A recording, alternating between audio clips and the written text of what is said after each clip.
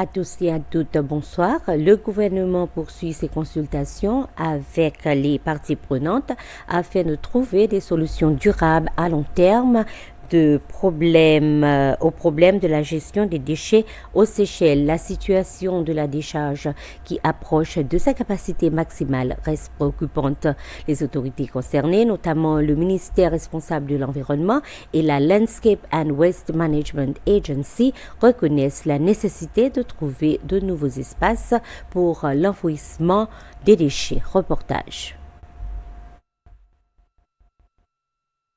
Dans le cadre de cette démarche, les Seychelles disposent d'un prêt de 5 millions de dollars de la Banque mondiale destiné à identifier une solution adaptée aux besoins et aux réalités du pays.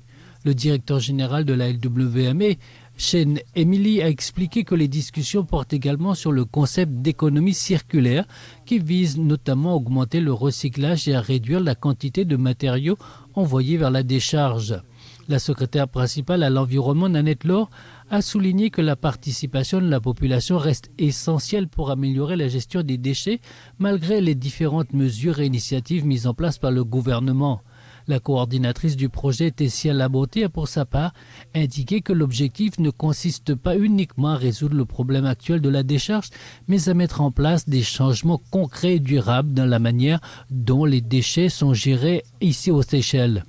L'atelier, qui a réuni des représentants du secteur public et privé, a ainsi été organisé afin d'évaluer la situation actuelle, recueillir les différents points de vue et identifier les meilleures options pour la gestion des déchets à long terme. La compagnie H-Savvy Insurance a fait don de 100 000 roupies au Conseil national pour l'enfance afin de soutenir les programmes destinés au bien-être et à la santé mentale des enfants. Un protocole d'accord a été signé entre le directeur général de H-Savvy Insurance, Francis Lebon, et la directrice générale du NCC, Yasmine Omarji. Ce don de 100 000 roupies permettra au NCC de renforcer et de mettre en œuvre ses programmes axés sur la santé mentale des enfants. Monsieur Lebon a souligné que le travail en faveur des enfants fait partie des valeurs de H-Savvy Insurance. De son côté, Madame Omarji a indiqué que le NCC utilisera cette contribution pour soutenir ses initiatives en faveur de la santé mentale et du bien-être des enfants. Les dernières sections de la SBC qui s'occupaient encore l'ancien bâtiment de Hermitage ont commencé à déménager vers SBC House à Unionville. Le transfert a débuté ce matin avec le service de soutien qui comprend notamment les caméramans, les chauffeurs ainsi que les techniciens du son et de l'éclairage. Le déménagement de cette section devait être terminé d'ici la fin de la semaine et la nouvelle salle de rédaction a déjà été transférée à SBC House et fonctionne dans ses nouveaux locaux depuis le week-end dernier.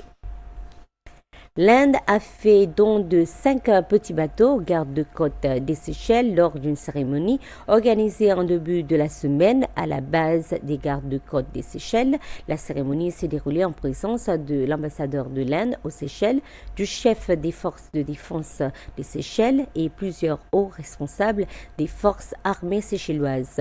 Cette donation s'inscrit dans le cadre d'un accord signé entre les Seychelles et l'Inde en février dernier. Et dans le cadre de cette coopération, le gouvernement indien avait également fait don de 10 véhicules de marque Tata aux forces de défense des Seychelles.